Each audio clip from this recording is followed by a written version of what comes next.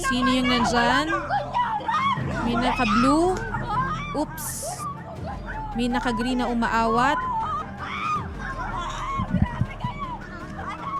Ang dami ng tao, nagkakagulo na. Bakit kaya sila nagsusuntukan? So meron ng caller nakasando na nakaakap na sa lalaki. Inaawat. Umaawat na. Okay. Sino yung nakasombrero? Ayan na, nakaakap na inaawat. Feeling ko si nanay to. Nakaakap na.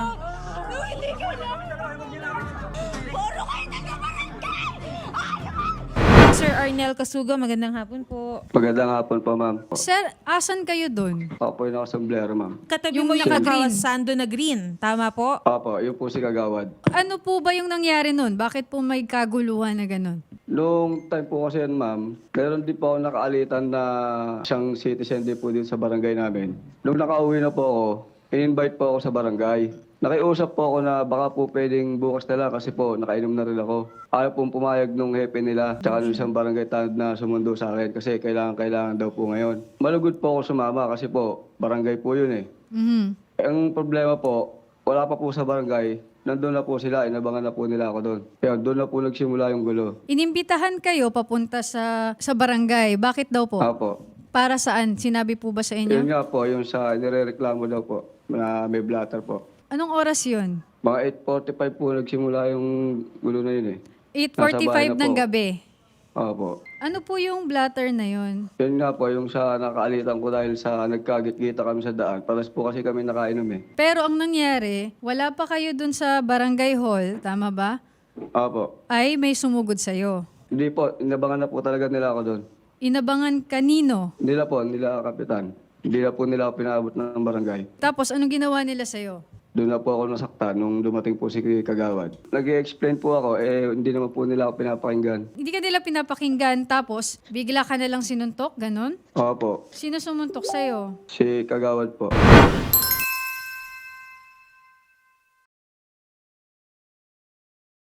Kagawad?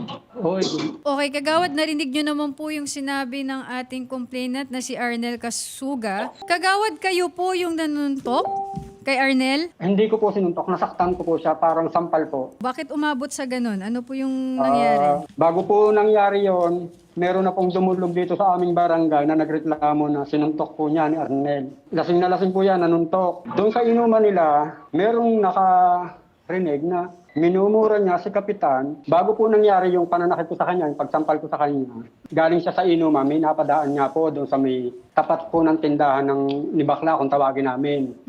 Napalingon daw po yung sinaktan niya, sinuntok, kasi yung sakay niya doon sa tricycle, bayaw niya. Kaya napalingon siya, minasama daw niya. Tapos, sinuntok sa batok, sa may ulo. High blood pa man din yung tao. Hindi naman siya pwedeng lumaban dahil taga rito po yung Arnel, border lang sila dito. Dumulog nga po dito sa tanggapan natin sa barangay, pinablatter. Pinatawag ng barangay si Arnel. Doon po, nagkakamusyon na sa may tapat po ng simbahan. Nagkaroon ng komusyon.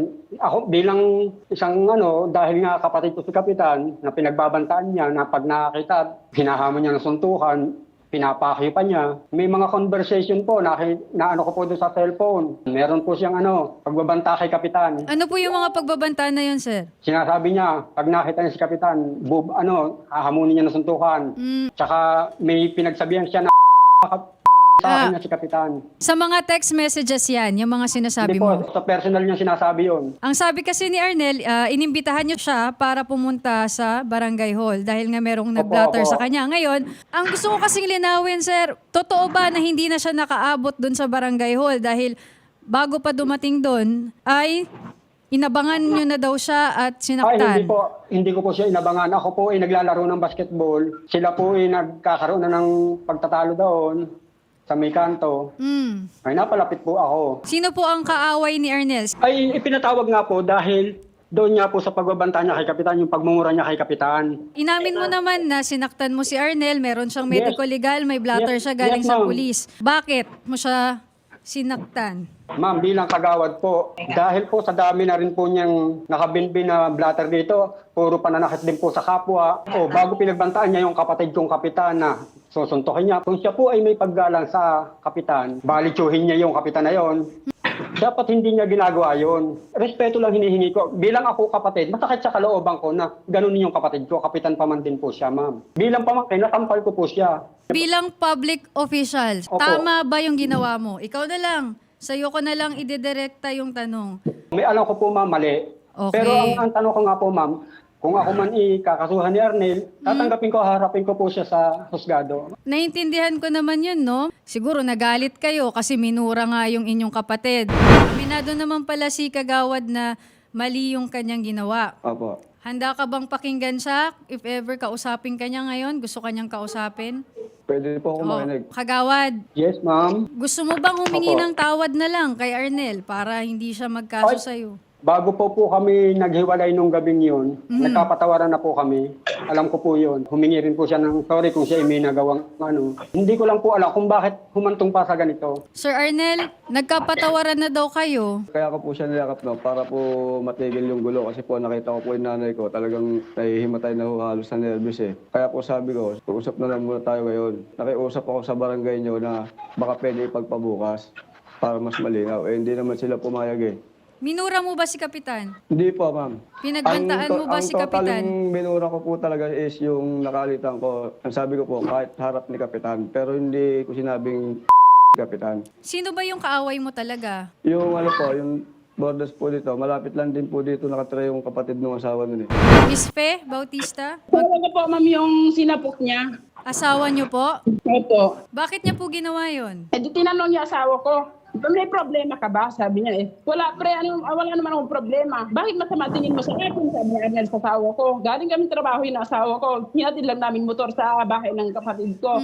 Eh di sabi niya, may problema ka ba? Wala akong problema pre. Bakit masama tingin mo sa akin? Sabi ni Arnel. Sabi ng asawa ko, hindi masama ang tingin ko sa'yo. Dumaan lang ako pre, sabi niya. Okay. Sorry lang kung minasama mo yung tingin ko sa'yo, sabi niya. Bigla niya nang binatukan yung asawa ko. Nandun yung 2 minor de edad na anak ko. So ngayon po, ayaw nang lumabas, ayaw nang pumunta sa mga tiyahin ng mga anak ko kasi parang nakaka-trauma sila.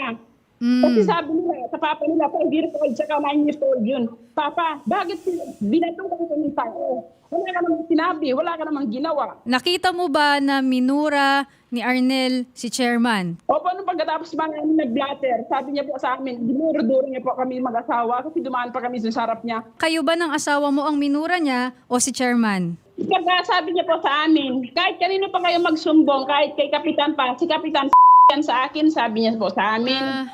Sir Arnel, bakit mo naman sinaktan itong asawa ni Fe nang walang ginagawa sa'yo? Meron nga po, yung nagkakita kami sa medaan, nagkaroon po ako misunderstood noon. Inaamin ko po yon, kaya nga po pupunta ako ng barangay eh, para po aminin na may mali ako doon. Okay, bakit Pero umabot sa hindi- point na sinuntok kayo ni Kagawad? Yun nga po, dahil po sa mga maling sumbong na hindi man lang pinakinggan yung side ko. Minura niyo ba talaga si chairman? Hindi. Hindi po. So ano yung ginawa niyo para suntukin kayo ni Kagawad? Hindi ko po alam, ma'am. Bigla Basta ka lang po- niyang sinuntok? Opo. Posible yun, sir. Parang Hindi sa... po talaga ako lumalaban, ma'am. Lasing ka nung time na yon at kahit pa paano, sir, minura mo pa din itong si chairman. Okay? Ay, hindi po, ma'am. Ay, hindi daw. Yung ano po, Ang- yung nakaaway ko. Yung nakaalitan ko po. Kagawad, ano po ba yung mga blatter po ni Sir Arnel? Itong blatter po, ma'am, si Sir Arnel, yung unang-una, kay Jurex po, yung kasamahan namin sa pagtatricycle.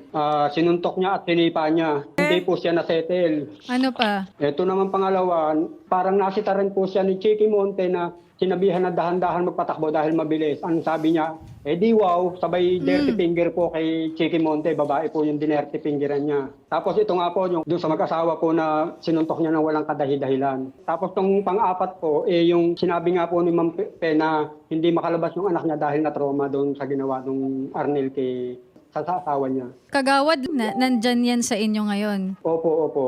Okay, so may mga hearing pa yan. Kaso nga lang po, pag pinatatawag, matapang po yung tatay niya, ayaw papuntahin.